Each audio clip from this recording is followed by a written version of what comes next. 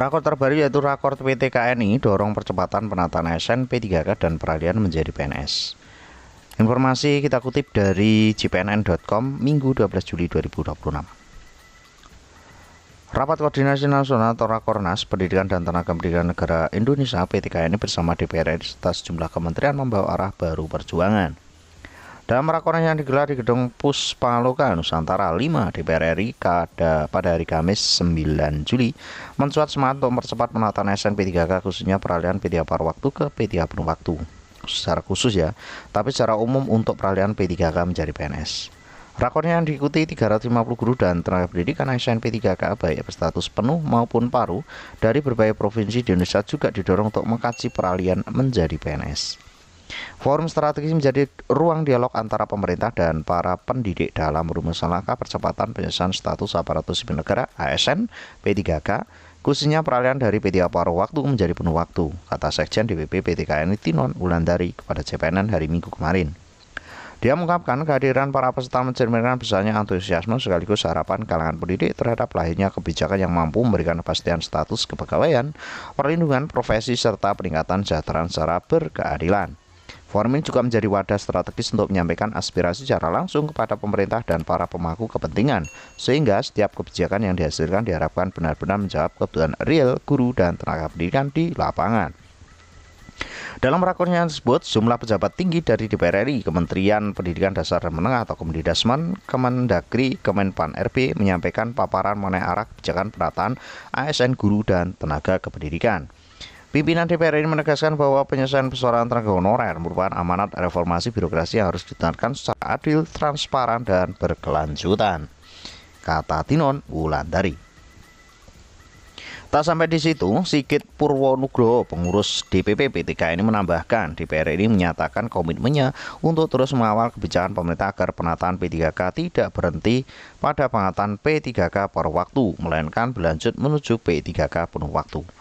Selain menjalankan fungsi pengawasan terhadap implementasi kebijakan, DPR juga mendorong percepatan regulasi serta memastikan ketersediaannya dukungan anggaran bagi proses tersebut.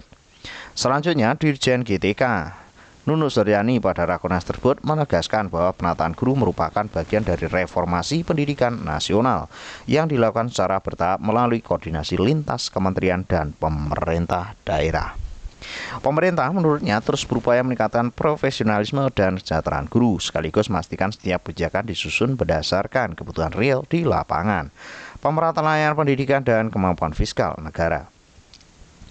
Tak sampai di situ, sosialisasi kebijakan yang akurat dinilai menjadi faktor penting agar tidak terjadi perbedaan persepsi di kalangan guru maupun tenaga pendidik.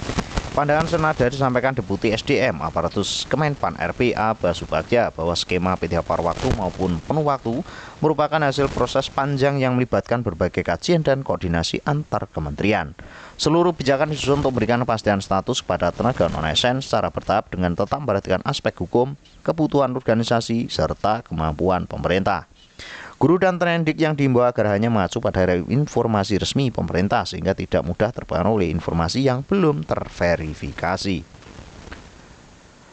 Selanjutnya dari Kementerian Agama menegaskan komitmennya meningkatkan kesejahteraan guru melalui peningkatan insentif bagi guru non-sertifikasi, percepatan penataan ASN, pelaksanaan mekanisme in-passing, serta perluasan program pendidikan profesi guru atau PPG. Langkah tersebut dipandang sebagai bagian dari transformasi tata kelola guru yang lebih profesional sekaligus meningkatkan mutu pendidikan nasional. Wakil Menteri Dalam Negeri DR Ripga Haluk menambahkan bahwa keberhasilan penataan ASN tidak hanya menjadi tanggung jawab pusat tetapi juga pemerintah daerah. Selanjutnya, menurutnya Pemda memiliki peran penting dalam menyusun kebutuhan formasi, menyediakan anggaran, dan mengelola manajemen ASN secara profesional.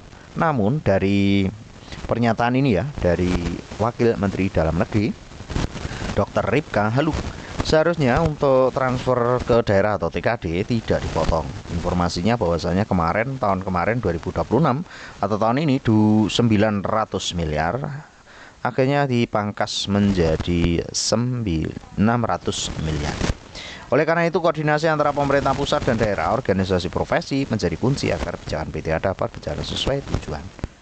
Terkait dengan peralihan status P3 menjadi PNS terus dikebut, terus diusulkan maupun terus mendapatkan dukungan dari berbagai pihak. Mudah-mudahan informasi ini bisa bermanfaat. Terus pantau informasi terbaru hanya di kanal YouTube ini. See you next time.